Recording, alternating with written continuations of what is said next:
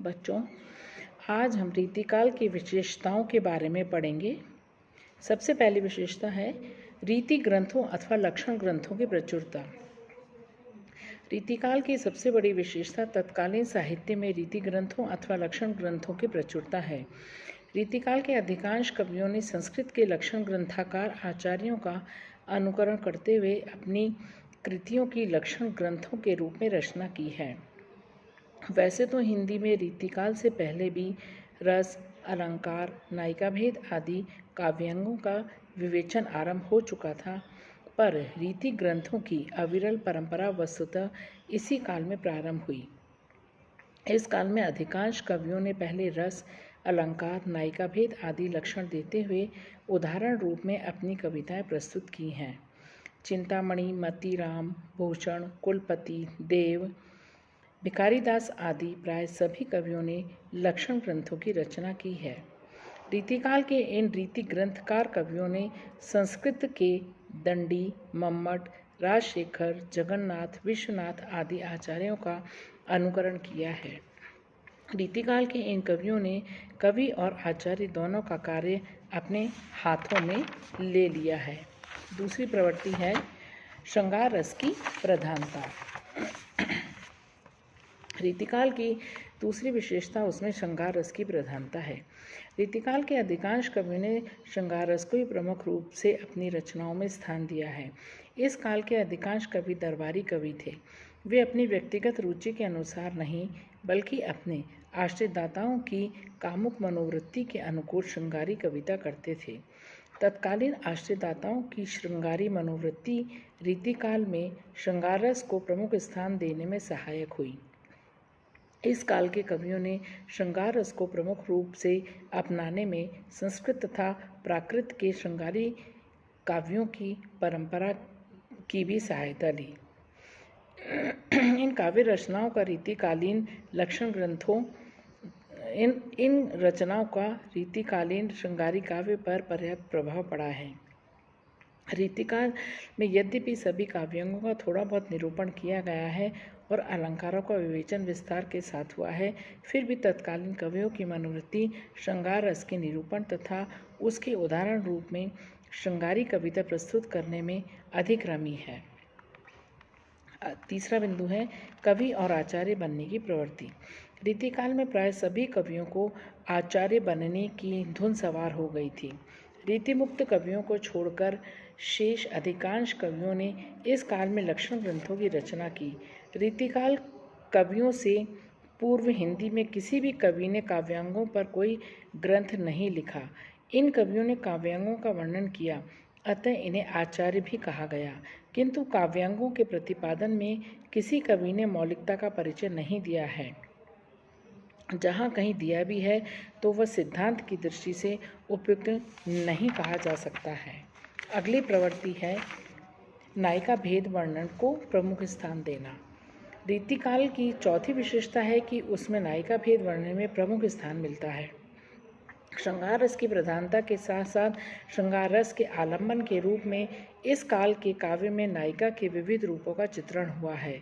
काव्यशास्त्र के रस, अलंकार आदि अन्य अंगों की तरह नायिका भेद वर्णन की परिपाटी भी हिंदी को संस्कृत के उत्तराधिकार रूप में प्राप्त हुई, किंतु संस्कृत के कवियों और आचार्यों की अपेक्षा हिंदी के रीतिकालीन कवियों ने इस दिशा में अधिक रुचि प्रदर्शित की है। काम वासना की वृत्ति का साधन मानकर इस काल के कवियों ने नायिका के विविध भेदों व उपभेदों का विस्तार के साथ वर्णन किया है। उन्होंने मनोवैज्ञानिक दृष्टि से नारी प्रकृति का विश्लेषण न करके केवल रति और काम वासना से संबंधित नारी के विविध रूपों का चित्रण किया है। अगली विशेषता है नखशिख वर्णन की प्रधानता। श्रृंगार रस के आलंबन के रूप में रीतिकालीन कवियों ने नायिका भेद वर्णन को अपनाते हुए नायिका के नखशिख सौंदर्य की ओर विशेष ध्यान दिया है। उन्होंने नायिका के अंग प्रत्यंगों की शोभा के सैकड़ों हृदयहारी और मादक चित्र प्रस्तुत किए हैं। रीतिकालीन कवियों ने जहाँ अवस्था, स्वभाव, जाति आदि के आधार पर नायिका के अनेक भेदों का वर्णन किया है, वहाँ नायिका के अंगों की सुकुमारता, शोभा और सुंदरता का चित्रण भी बहुत विस्तार के साथ किया है। उनकी नखशिख वर्णन में अलंकारों की सुंदर छटा देखने को मिलती है। वे नायिका के एक एक अंग पर स्वर्ग के सुख को भी न्यौछावर करने के लिए प्रस्तुत दिखाई देते हैं। यहाँ तक कि नायिका के एक एक अंग को लेकर उस समय के कवियों ने अलग अलग स्वतंत्र ग्रंथों की रचना भी की है, जैसे तिल हजारा, अलग शतक आदि रचना इसी श्रेणी में आती हैं। अगला बिंदु है षट ऋतु या 12 मासा वर्णन। यह ऋतु वर्णन भी रीति काव्य की एक प्रमुख प्रवृत्ति है। यह वर्णन श्रृंगार रस के उद्दीपन विभाव के रूप में ही दिखाई देता है। संयोग श्रृंगार और विप्रलम्ब श्रृंगार दोनों प्रसंगों के विभिन्न ऋतुओं का वर्णन रीतिकाल के कवियों ने किया है। इस ऋतु वर्णन में नायक नायिका की संयोग तथा वियोग जनित चित्त वृत्ति का प्रतिबिंब देखने को मिलता है। स्तंभ रूप में प्रकृति का चित्रण रीति काव्य में बहुत कम हुआ है। ऋतुओं का वर्णन विशेषकर संयोग जनित सुख को दीप्त करने वाला है और 12 महीनों का वर्णन विरहिणी नायिका की विरह वेदना को तीव्रता प्रदान करता है। इस प्रकार ऋतुओं तथा 12 महीनों के वर्णन विरहिणी नायिका की विरह व्यथा को तीव्रता प्रदान करते हैं। इस प्रकार ऋतुओं तथा 12 महीनों के वर्णन में रीतिकाल कवियों की विशेष अभिरुचि दृष्टिगत होती है। अगला बिंदु है वीर काव्य। रीतिकाल में मुसलमानों के शासन के विरोध में सिख, मराठे तथा अनेक रजवाड़े उठ खड़े हुए थे। अतः कुछ कवियों ने उस समय के राजाओं के राज्य दरबारों में रहकर उनकी वीरता व शौर्य का वर्णन किया है। अगला बिंदु है नारी जीवन के प्रति दृष्टिकोण। रीतिकाल कवियों ने नारी जीवन के प्रति श्रृंगारिक दृष्टिकोण अपनाया है। राज दरबारों में एवं अन्यत्र विलासिता का साम्राज्य था।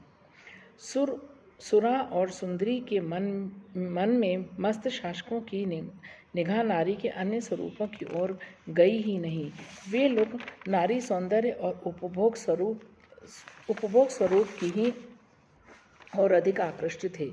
इसलिए इन कवियों की रचनाओं में नारी का उपयोग उपकरण के रूप में ही चित्रित किया गया है। उसका जननी, गृहिणी या देवी स्वरूप उनकी दृष्टि में आया ही नहीं था। अगला बिंदु है कला पक्ष का प्राधान्य। रीतिकाल की कविताओं में भाव पक्ष की अपेक्षा कला पक्ष का प्राधान्य दिखाई देता है।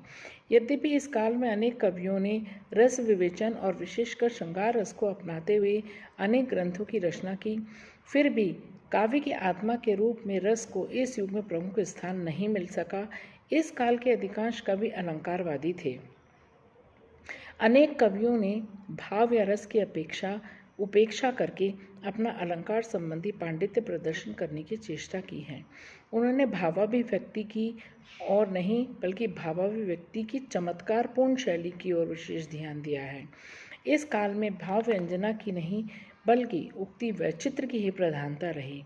अलंकारों का निरूपण इस काल के कवियों ने विस्तार के साथ किया और अपने अलंकार ग्रंथों में अलंकारों के लक्षणों को ध्यान में रखकर अनेक उदाहरण प्रस्तुत किए। इस प्रकार रीतिकाव्य अलंकारों का एक समृद्ध कोश बन गया। उसका कला पक्ष जितना समृद्ध है, भाव पक्ष उतना ही शिथिल है। उसमें स्वाभाविकता नहीं बल्कि कलात्मकता एवं कृत्रिमता विराजमान है। अगला बिंदु है मुक्त काव्य के रूप में रीतिकाल का विकास। रीतिकाल के कवियों का ध्यान जीवन के विविध अंगों को आत्मसात करने वाले प्रबंध काव्य की रचना की ओर नहीं जा सका। राज दरबार में आश्रय मिलने के कारण इस काल के कवियों को मुक्तक छंद सुनाकर ही अपने आश्रयदाताओं की चित्तवृत्ति को संतुष्ट करने में अधिक सहायता मिल सकी थी। इससे प्रबंध काव्यों की रचना इस युग में संभव न हो सकी।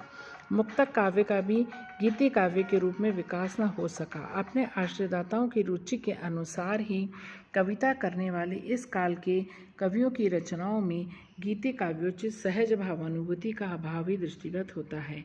मुक्तक के क्षेत्र में दोहा, कवित्व और सवैया इन 3 छंदों का ही प्राधान्य